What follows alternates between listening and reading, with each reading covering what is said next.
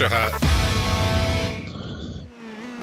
Good evening, ladies and gentlemen. Welcome back to another night of iRacing action here on the National Racing Network. It is always a pleasure to be at the world's greatest race course. My name is Chris Graham, joined in the booth, as always, by Mr. James Watson and the Bizzler, Mr. Patrick Byrne.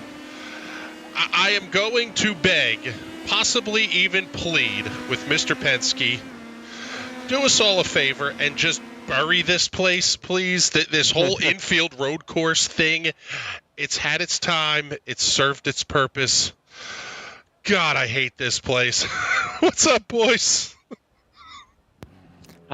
I agree with you, but I think we should just tear the whole thing down. Hot take, I know. But go be stupid somewhere else. Thank you. As we server mute Patrick, I'm gonna echo Graham but shame Patrick. Actually, no, I think Patrick did that, so I won't do that. But I agree that this there's definitely more pleasant tracks to drive. I think they've done a great job with it now compared to what it used to be back in the F1 days. I think there is a much better flow with the current layout. The original layout had no flow and was just an absolutely painful to get through. This, it's not as unpleasant, but it's just kind of plain. It's, I don't know if I necessarily want to go boring, but it's not as enjoyable to drive in a completely different way. But I'd much rather have a track that's boring to drive than one that actively makes me question my life choices. That would be helpful. Yeah, it's a thing, and it's a race we're going to run tonight. And quite frankly, if the 8 o'clock race is any indicator, we are going to have an absolutely psychotic race in this one. Ted Burns, Carter Lundy, a bunch of guys were really going at it tooth and nail in the 8 o'clock race. Now you're going to add in guys like Adam Crane, Alex Ellis, Everett Paddock, Nick Daly. We have got 15 monsters running this race here. I am looking forward to what this race is going to look like. yeah, I mean, the 8 o'clock race, I think we tainted that race a little bit. We were a pack of dogs just hanging out in the back of the field. Yes, continue. I'm just saying, I think that would have been a much better race for the leaders if we weren't getting in the way of them every time they had to come and lap us. That is correct. I do hope you're right, but I remember us saying the same thing, I think, the last time we raced here, and John Betafier pulled away from turn 1, and literally nothing happened after that. So, yeah, I'm hoping that that's not the case.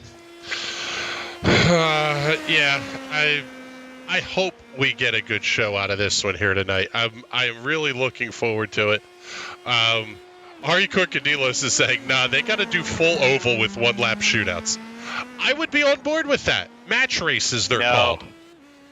Don't get me started on that rant, for the love of God. I love match racing. Yeah, match racing is so much fun to watch. Wait, what is your rant? Is it at Indy or just match racing in general? No, the one-lap shootout. Oh, yeah, no, I love it. Give me match races. Match races at a Saturday night short track are one of the most fun things you can watch. Two guys at the start-finish line drop the flag, go like hell for basically 2 laps, and the first guy to cross the line wins and advances. I've wanted to do the Tsukuba 1000 circuit with the Legends cars. Just match races, pair them up. You lose, you're out of the race, you're disqualified, all the way till we have 2 cars left. It would be so much fun.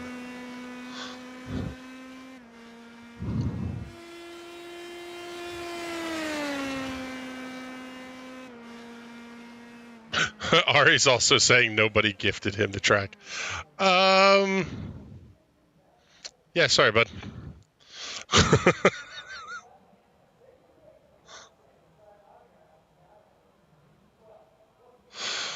So it looks like the graphics are not behaving for us once again. I'm not entirely sure what's going on with that, but we will keep you abreast of who is where and what's going on. Adam Crane is your quick timer here in qualifications. Lap time of 1 minute 20.743. He is 0.2 faster than Carter Lundy. We don't hear that often. Mobin Khan third, Alexander Russell fourth, Ted Burns back in the fifth position, but he's only about a third of a second back. As Nicholas Daly has finished his qualification run, he's doing a little bit of extra time. We'll pick up Jason Miller.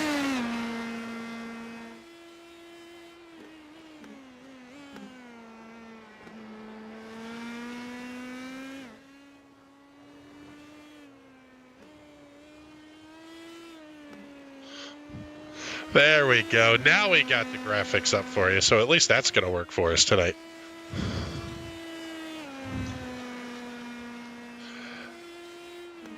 And this is the new layout. It took me, when we were driving this a little bit earlier, Bizzle and I were in the 8 o'clock race, I had to stop myself so many laps from not taking the old F1 course.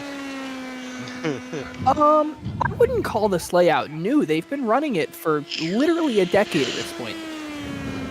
I know, but there was an older layout prior to this one. Yeah. Well, I guess you're one of the first guys like post-beta in iRacing, so you might be more familiar with that layout. But like this has been the layout for a decade. Yes, I was. That was a discussion that happened during the sprint car race the other night.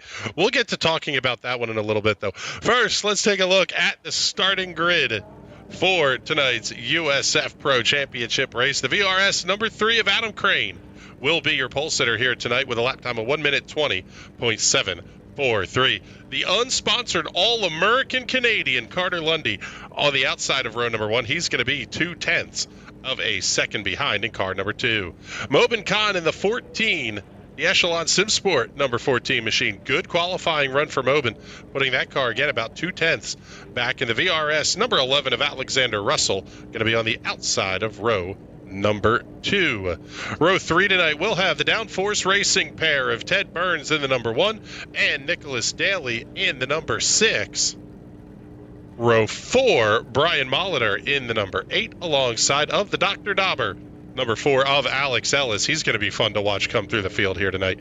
Alexander Wesley Hazelworth in the 7, the law firm starting inside of row 5 alongside of the TNT Racing, I think with Downforce Racing, number 5 of Everett Paddock. Row number 6 will be the PPG Shelby Power, number 12 of Jason Miller, alongside of the Team Watson Racing Setups National Racing Network, number 10 of Nagisa Yoshikawa. Brian Labarge in the NASA Meatball lining up inside of row number 7 to his outside. Frisky Frankie, Frank Wynn out of the Great White North.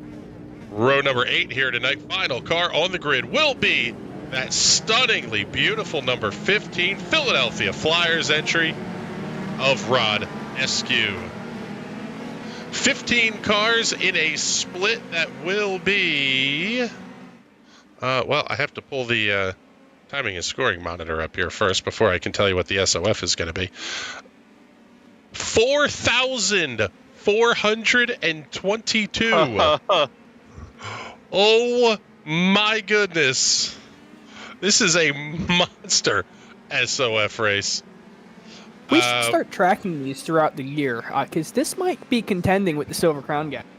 It could be, honestly. Even the race, I mean, I've run a couple of Silver Crown races, and my 3-digit I rating is still up over like a 4,000 strength of field sometimes. Ari Corcadillo is asking, if Carter wins this race, can we make it mandatory for him to pit lane start next race? We'll try. We will reach out to the people at iRacing, see what we can do. I don't think Carter's necessarily going to go for it. That would be awesome, though, if we could get like true success ballast. So your number 1 I-rated car is going to be as slow as the bottom SOF or bottom I rating guy. Carter, I know him to be taking bets. I have made bets with him, and he's held up to them. So I think if we put a little bit of money on the line, we can convince him to start from the pits.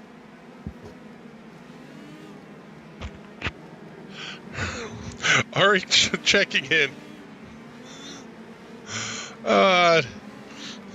It's impressive how you can pronounce all those names. I would have choked after the fourth, probably.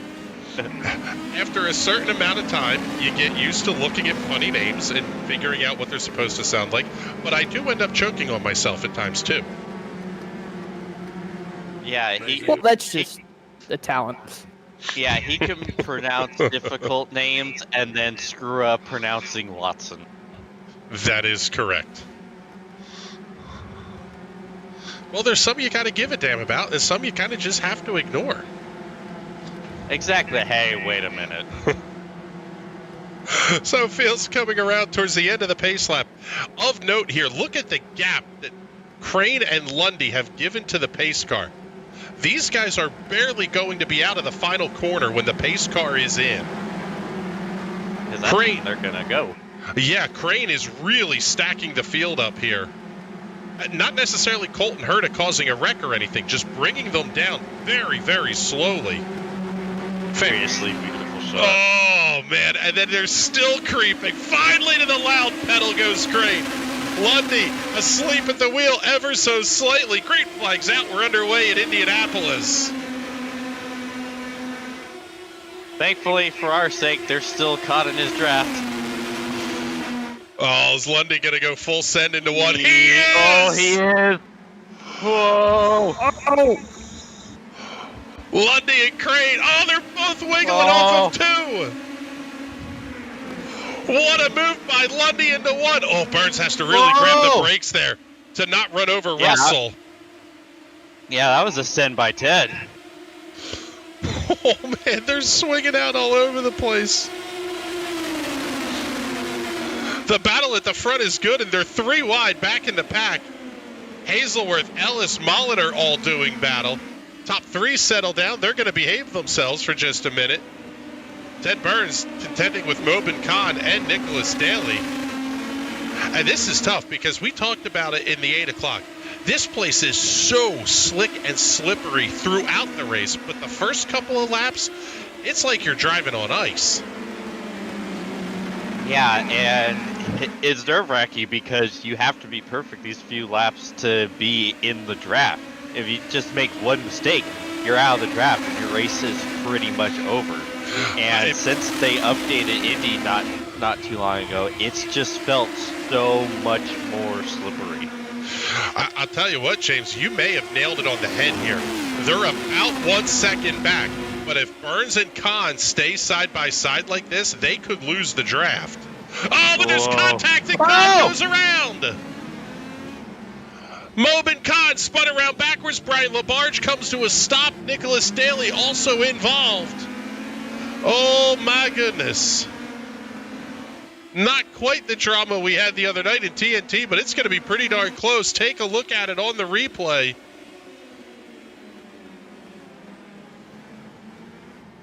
Man, just a quick tag and ooh. And that was it. Oh, nice job by Brian Labarge.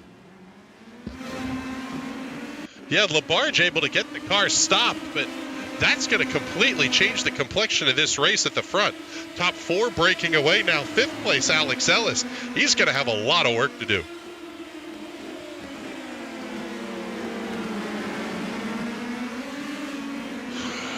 Oh, Ari Corcadillos going spicy in the chat. This isn't even Indy Pro anymore. This is advanced Mazdas with front wings. I thought these things were Ford-powered. You can send your hate mail to courtesy of Ari to Bizzle at nationalracingnetwork.com. We may answer it. Big dive by Crane up on Lundy. To all of them. Yes, it's just the level of snark that you deliver on the back end. I feel like we have a long way to go before this could be considered advanced Mazdas because I've seen some advanced Mazda races that are, yeah. You've been watching my bottom split racing, have you?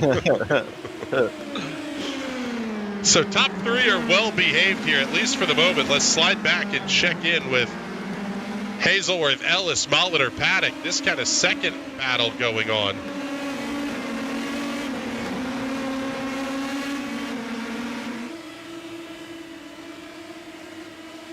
So I'll retract my previous statement. It is a Mazda motor that they licensed to Ford to build for some of the Focuses and Fusions and stuff. Well, yeah, I was going to say, Mazda and Ford are one company now, sort of.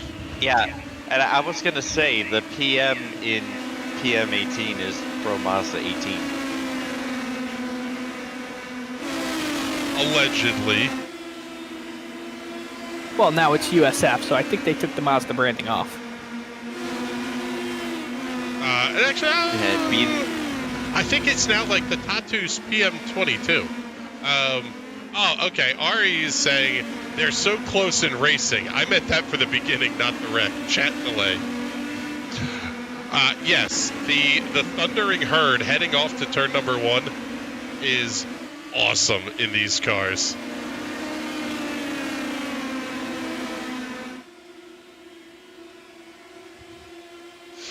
Carter Lundy getting the look on Adam Crane for the race lead to the outside off of Holman Boulevard. Has to tuck back in line.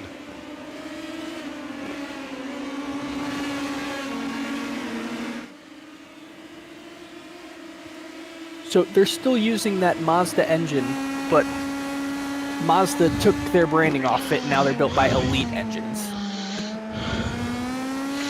Okay, so there you go. Well, at least we have an answer on that now. Thank you, Bizzle. Gotta be accurate in my calls.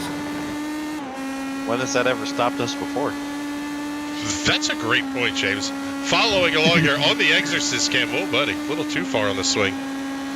Seeing these guys snake down the straightaway, I absolutely hate that. I know there's nothing technically wrong with it, but I'm tired of these it's still snakes on the stupid. some racetrack. Yeah.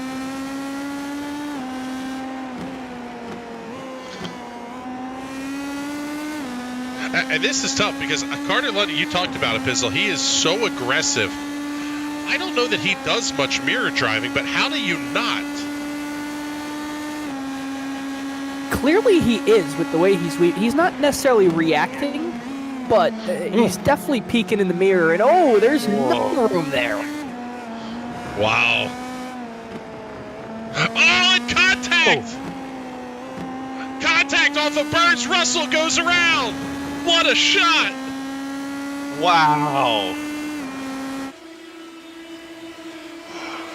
And I'm pretty sure Teddy's got front wing damage for that. Well, let's take a look at it here on the NRN replay.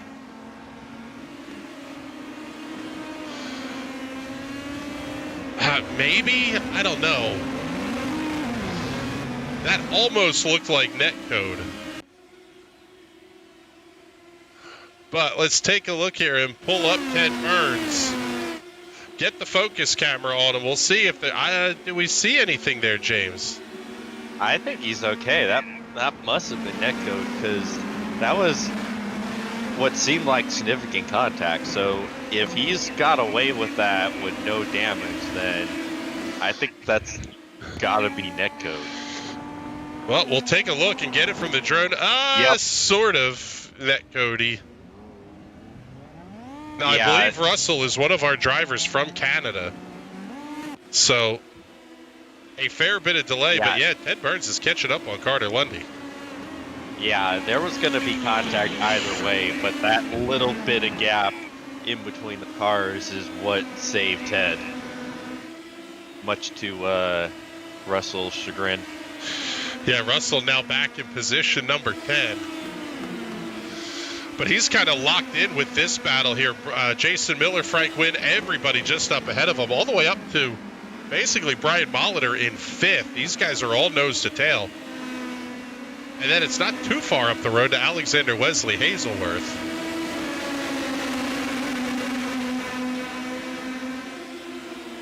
So the 1/3 distance is in the books. Now working lap number 7, 12 laps to go here at the world's greatest race course.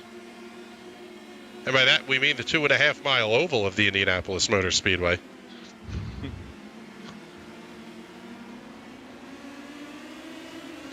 Russell makes the move on Miller as Alex Ellis makes the move on Frank Wynn.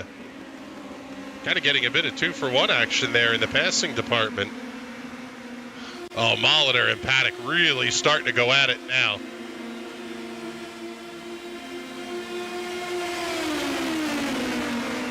This is not a turn I want to be side by side into. No, it is not. Molitor, I think, pretty wisely backs out of that one. Live to fight another day.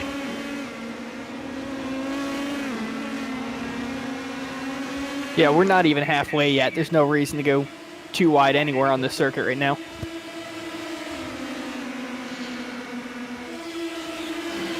Of note, the gap at the front is staying fairly steady. Ted Burns and Carter Lundy are just not making up any ground on Adam Crane right now. Yeah, in fact, it kind of seems like it's growing just a smidge.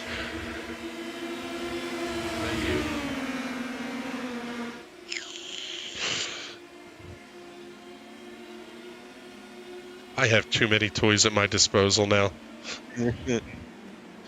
That could be a phrasing.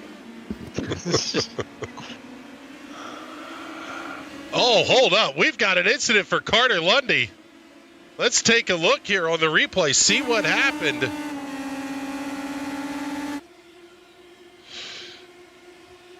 Teddy B having the peek inside into turn one. Oh, and Lundy just practically stops down the straightaway.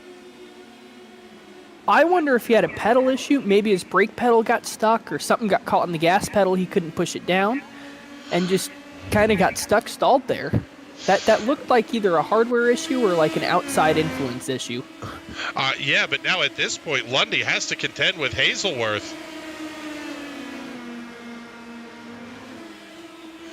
And that will about seal the deal for Adam Crane. If he can keep that thing on the straight and narrow for 10 more laps, the gap 2.1 seconds and expanding for Crane over second place Ted Burns. It's another 3 seconds back to Lundy and Hazelworth. Yeah, Ted Burns is fast, but I'm not sure he's going to be able to catch Crane. Okay, Ari, now you're borderline silly here. I can't wait for them to add rain. It would definitely spice up this already spicy race.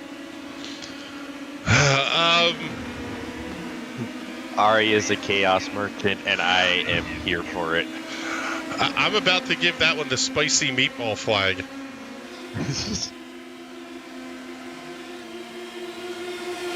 As Hazelworth going to have the look on Lundy.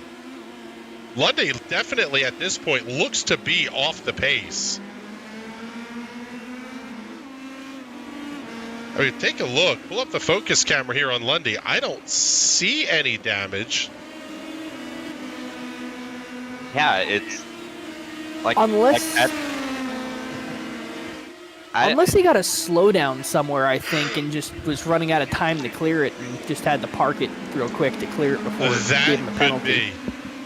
But still, look at how Hazelworth is already starting to pull away. And, like, considering how far ahead he was before that, I'm thinking what you said earlier, Patrick. I think it's got to be some sort of hardware issue. That's the only thing that makes sense at this point. It's almost like, now I don't know what kind of gear he's running. I'm having issues with my gear at the moment, my sim rig gear anyway. It's one of those that, like, my brake pedal is just not working. If you hit a point where you just don't have any confidence, it's almost like his throttle pedal broke. Whether it's a spring, a load cell, or whatever, something's going wrong with the accelerator, because you saw the back end just kick out on him. Basically down the straightaway, like he went from half throttle to full throttle. I know mine, if I don't clean the potentiometers, I try to do it every week 13, just 4 times a year, just go in there with some duster, clean them out.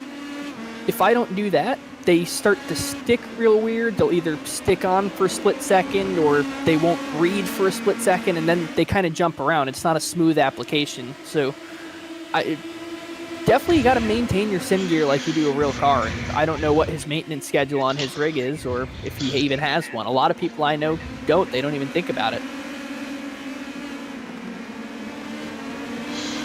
Yeah, and the equivalency to real-world racing is the 10-cent washer that cost Parnelli Jones an Indy 500 win. You know, those types of things. When the turbine car broke with 3 laps or 4 laps to go, whatever it was, those things happen in the real world just like they'll happen in the sim world. There is a direct equivalency there of just stuff breaks sometimes. Yeah, and there's wear items on sim rigs that people don't even think about. Like in my load cell pedals, those spring rubbers they use for the brake. Oh, we got action on track. Yeah, Lundy is all over the place. He is having a big-time handful with that race car right now.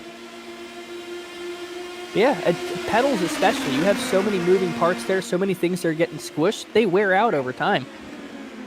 RA checking in. Even if you don't change anything about your setup, iRacing will release an update and completely mess it up. Yeah. Ari saying I snapped my brake pedal in half once. Definitely wasn't a Thrustmaster. Maybe it was a thrust beginner. But I'm pumped.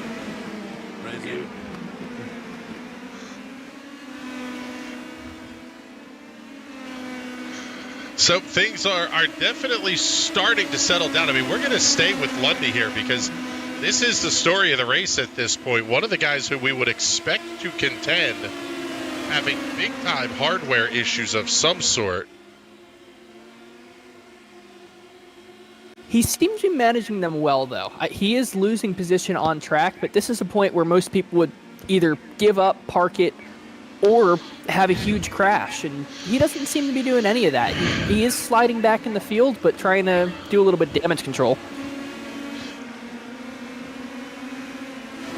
Seeing a little bit of a connection issue there for Alex Russell as well, just back behind Carter Lundy.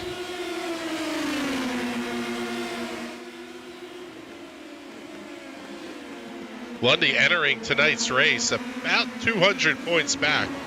Ted Burns has a nice total thus far on the season, 1,369 points.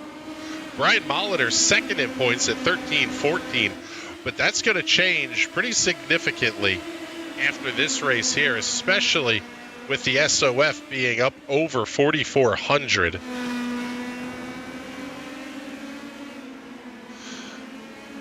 Actually, let's do this.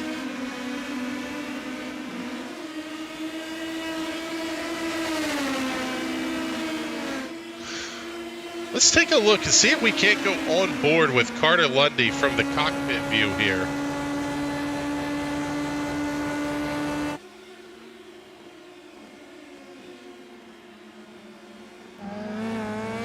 Helps if you hit the right button.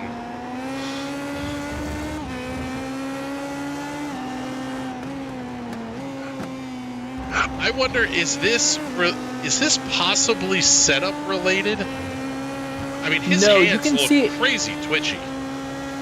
Yes, I was just about to comment on the hands. He is a very aggressive driver on the wheel, but look how not smooth it is. It's almost like he has all of his sim equipment plugged into like one USB hub, and that hub is losing power. It's not getting enough power from the wall, or it's losing some data on the way to the computer itself.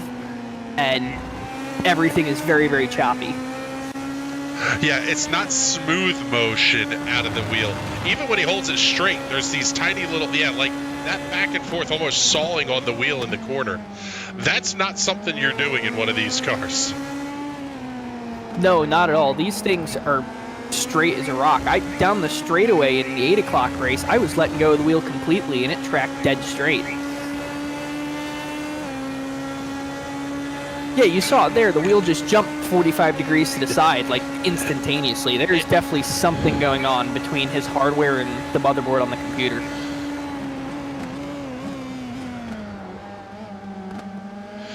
It almost looks like he's playing on a controller.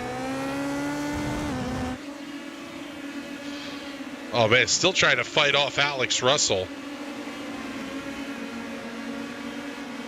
It has that look of like you're wiggling the thumb on the stick of a PlayStation or an Xbox controller.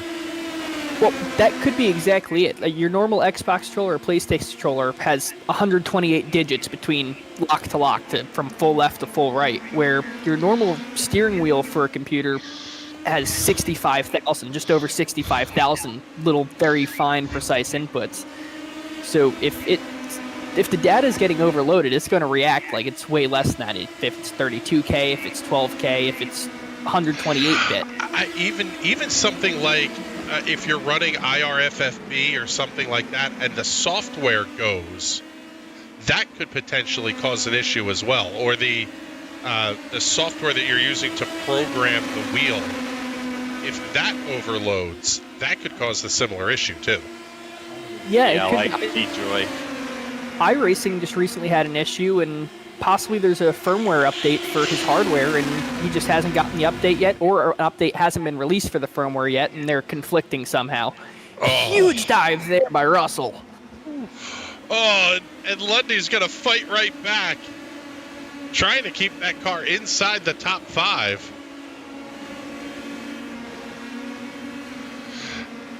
Oh, man, Lundy is just all over the place.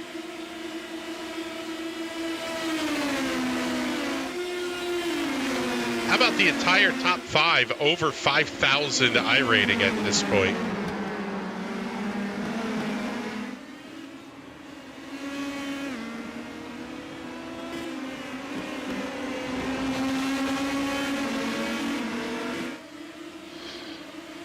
A very, very frustrating night for Carter Lundy, but let's pick up your race leader, Adam Crane. He is gone. 4.1 seconds is what we're seeing the gap right now over Ted Burns. And this is a guy where iRating does not tell the whole story. It's a 5988 iRating, so an almost 6,000 iRating guy. And yet I think he's actually faster than that. Yeah, Adam is one of the best drivers you will ever come across on this service, especially in the I-18. So, yeah, I'm right there with you. Knowing him, he should probably be like 7 at the very least. Yeah, and basically that only comes from running officials, and you have to run the crazy high I-rating officials and win the crazy high I-rating SOF races to get the benefit of that. And you hit a point where you make these very small gains, and it's a big deal that you lose even 10 or 15 I-rating when you get to that point. But Crane is just absolutely dominating here tonight with 2 and change laps to go. Ted Burns in the second position somehow escaped damage after the contact with Alexander Russell early on in the race, running a very solid second place, 4 seconds back of the race leader, and he's got 5 seconds back to Brian Molitor, who runs in the third position. And Molitor may have a handful over the late stages of this race. Alexander Wesley Hazelworth is right there. Carter Lundy doing a nice job holding off Alex Russell. Everett Paddock back there as well.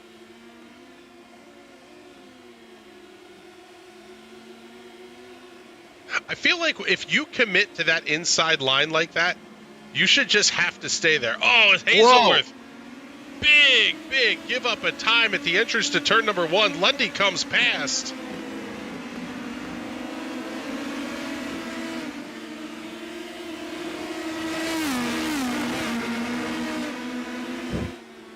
Okay, that was another fantastic shot.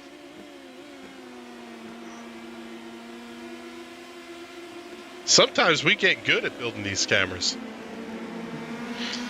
Oh, Paddock and Hazelworth side by side. This is the time of the race that you do go too wide through these corners. Oh, my goodness. Oh, this is wild. Oh. Hazelworth almost onto the grass. The short straight heading out to the short chute.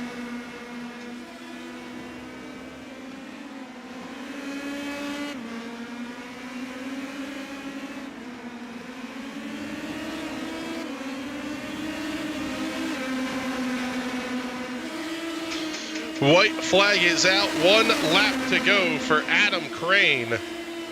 as it stands right now, all 15 cars are on the lead lap, and Frank Wynn now getting around Russell down the straightaway. Oh, is Lundy going to be able to fight his way back to a podium position? He's going to have one circuit left to try to get around Brian Molitor. There's a huge opportunity in that corner where they transition back onto the oval real quick before they cut back into the intersection for like that last little, I don't want to call it chicane, but like kind of chicane from the oval. Oh, is he going to try it right here? Whoa. No, but closes the gap. He closes the gap huge. He may be setting up that move that you just talked about, Bizzle. Yep, right here. Get the inside, hold it wide open here, and then get him into the braking zone for the next right-hander. Off the final couple of corners, let's pick up your race leader very quickly. He'll see the checkered flag. Adam Crane will get the win at Indianapolis. Lundy and Molitor still dueling. Lundy has the inside for the right-hander. It's not over yet. They're going to drag race to the line. I think Molitor's going to get him. Third second at the line. Who's it going to be? Lundy. Carter Lundy by 5/100ths of a second over Brian Molitor. Somehow Carter Lundy put that car on the podium. What a comeback drive. Oh my goodness.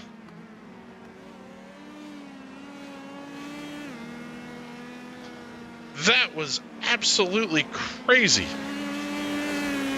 Pick up Adam Crane, your race winner, as he's out here on the cooldown lap.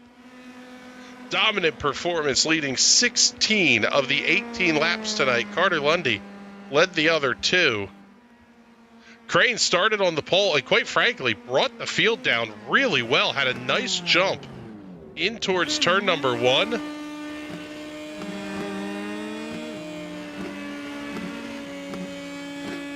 Okay, again, the camera guys absolutely nailed this one.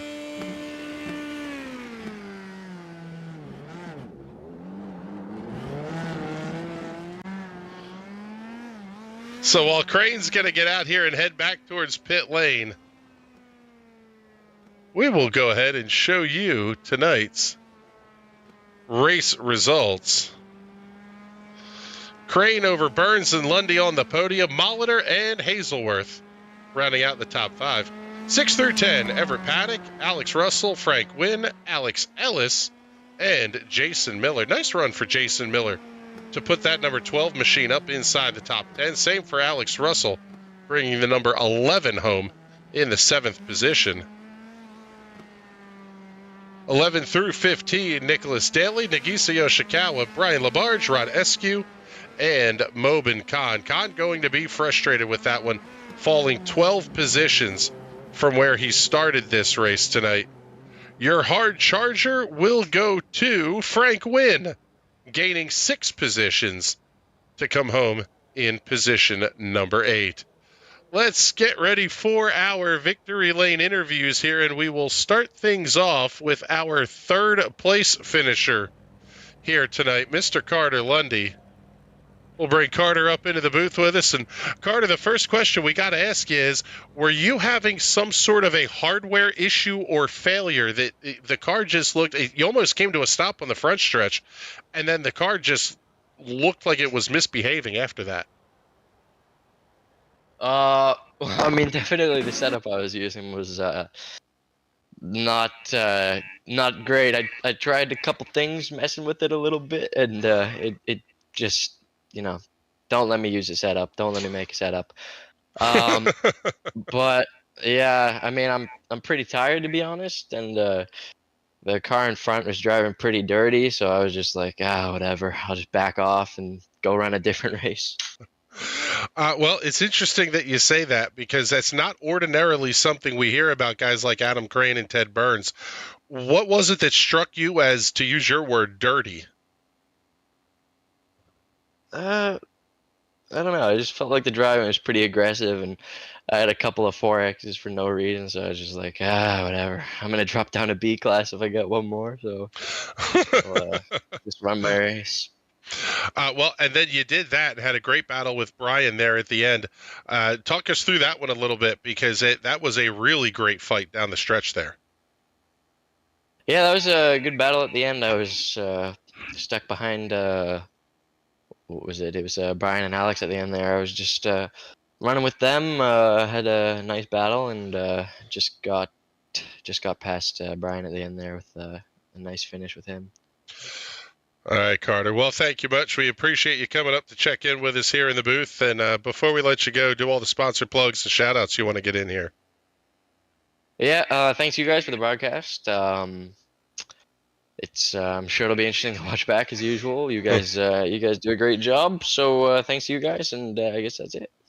All right, buddy. Well, thank you much. We appreciate you coming to check in with us here. And now it's time to talk to our runner-up finisher tonight, Mr. Ted Burns. And I'll tell you what, Ted, you guys, there were a couple of great battles going on.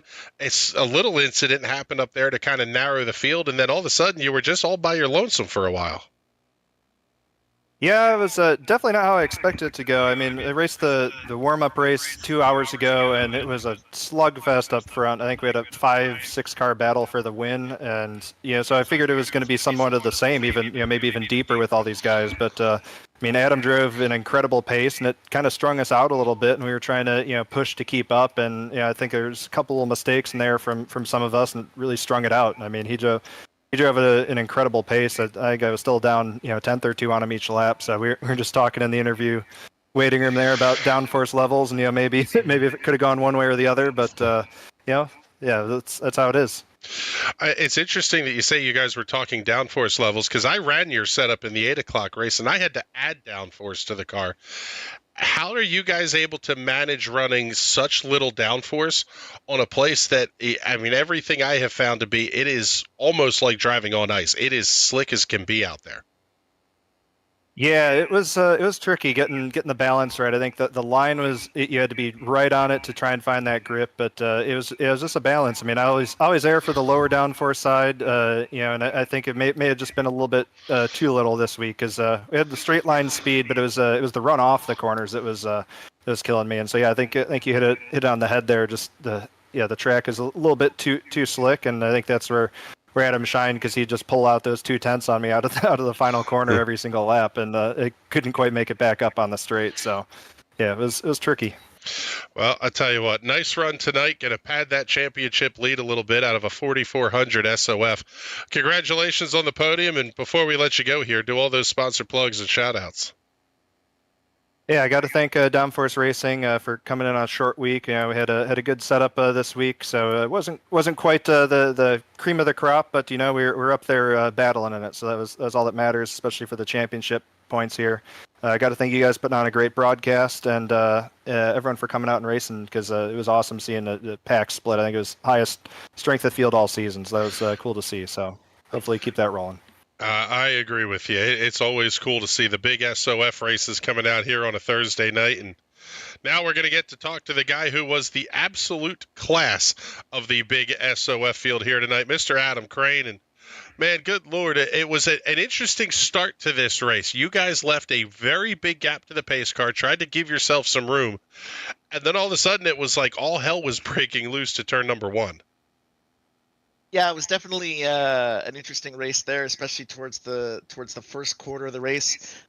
We'd done a little bit of scouting, as you do when you're a competitive team, with some of the other drivers that were running in practices and other races, and noticed that a lot of the other cars were running significantly lower downforce than what we were running.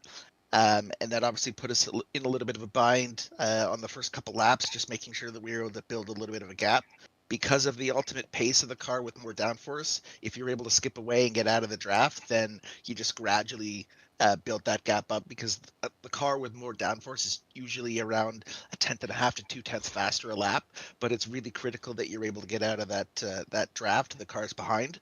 Unfortunately, I wasn't able to do that, and Carter was able to get a good run and take the lead there for a couple laps. But man, the chaos there in P2 through P4 was able to give me enough of a gap that I was able to stretch my legs a little bit and build something that was just ended up being insurmountable by the end of the race. Yeah, and it's interesting that you talk about the fact that more downforce is theoretically is in reality faster, when in theory you carry less downforce, you're going to be faster in a straight line. But a place like Indy is kind of unique because not only is there no camber to the corners to help you, but sometimes they're off camber. At least they feel like they are. Yeah, the track design, especially this particular layout, really lends itself to having more downforce. The conditions themselves as well, being a little colder track temp, with I think a little bit more rubber down, means that it's a little bit more slippery, just because you're not able to generate that thermal temperature to give the car grip. The older iteration of this track without the turn, the speedway turn, or including the speedway turn one without the last chicane, definitely meant that almost in any car you want to run as little downforce as you can, because the straight is just so much longer. But once they included that chicane and we were able to get that version on the iRacing, definitely more downforce is your friend for sure. Wow. Well, I tell you what, it was a fantastic show you put on here up at the front of the field. Congratulations on picking up the dub tonight. And before we let you go, do all those sponsor plugs and shout outs you got for us. A big shout out to everyone at Satellite Racing. I know we had a couple other drivers, Alex, who had some misfortune in this race. So big shout out to them for jumping in and increasing this off. Huge shout out to all of our team partners, Dr. Dabber, Muradness, Ellis Engineering, Nemesis Lab, and a big shout out to you guys.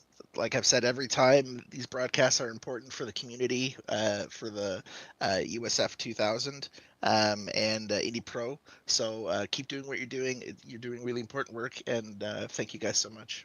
All right, buddy. Well, thank you much. We appreciate the kind words from you there. And as we'll go back to the live look here, the scenic views of Speedway, Indiana, or at least the scenic views of a chicane in Speedway, Indiana. Man, I'll tell you what here, Bizzle, we'll come to you first. I did not think we were going to see the top two check out the way they did and just kind of have to hot lap this place. But from third on back through eighth, oh my goodness, was that a dogfight for 18 laps. That was fantastic for the entirety of the race. I want to point out Lundy's struggles. It fell all the way back, I think, like fifth or sixth, and made himself back onto the podium in the last set of corners on the course. You can't ask for a better fairy tale. Yeah, the kid showing how good he is, just deciding, no, I don't want to run at the front. I'll run with everybody else for a while. And just playing with them. I mean, literally just toying with the field like you got a laser pointer at your cat or something.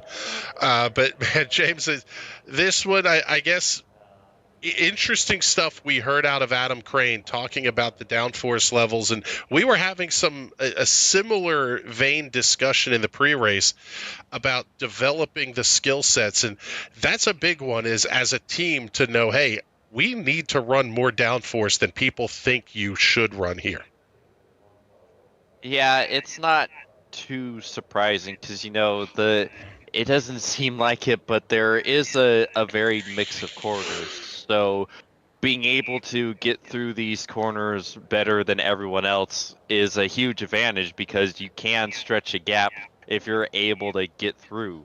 Like, there's some serious braking zones in before a lot of long straightaways, and if you're having to take more time and slow down more having to get through those with the lower downforce, it's not going to do you a whole lot of good how much you'll gain from the lower downforce if they're able to be 2, 3, maybe even 4 tenths faster pulling away from the corner because they can use that downforce to their advantage. Yeah, it was big and interesting to like I said, to watch how that race played out. That one was fun. And the racing week is not done here on the National Racing Network. Coming up this Sunday, the Spec Corvette season opener coming to you live from Sebring Raceway in Sebring, Florida. The Stars and Cars of IMSA will be there in about a month's time, but we're going to kick off the Spec Corvettes with a pair of races this coming Sunday. I am jacked up for this one. 18 spec Corvettes are currently on the entry list. They may have as many as 25 cars there this weekend. It is going to be absolutely insane. Next week, we come back with the Silver Crowns at Richmond on Monday night. Sprint, that race will go live at 8:45 p.m. Eastern on Monday night. Tuesday night, the Sprint Cars at Richmond, round 10 of 12 for their season. Tuesday night, 8 p.m. Eastern Standard Time. Wednesday night is Valentine's Day. If you think I'm broadcasting, you're kind of nuts. I'm not pissing my wife off. So we'll be off on Wednesday night. Thursday, the Indy Pro 2000 Championship heads to Long Beach, 10 p.m. Eastern Standard Time. And then we've got more spec Corvette racing the following weekend, too. The West Region kicks off their season at Chuckwalla Valley. So much stuff coming up here on NRN over the next couple of weeks. I cannot wait for it. Getting ready to kick off the NASCAR season down in Daytona as well. Alex Gray will be back writing for that. And the Dirt Modifieds are also getting underway. Mark Hackett will have all of the coverage this year for you on those ones as well. So a lot coming up here. We're looking forward to it, but now it's time for us to get the heck on out of here. Fantastic show tonight. Great call, as always, by my color commentators, Patrick Byrne, James Watson.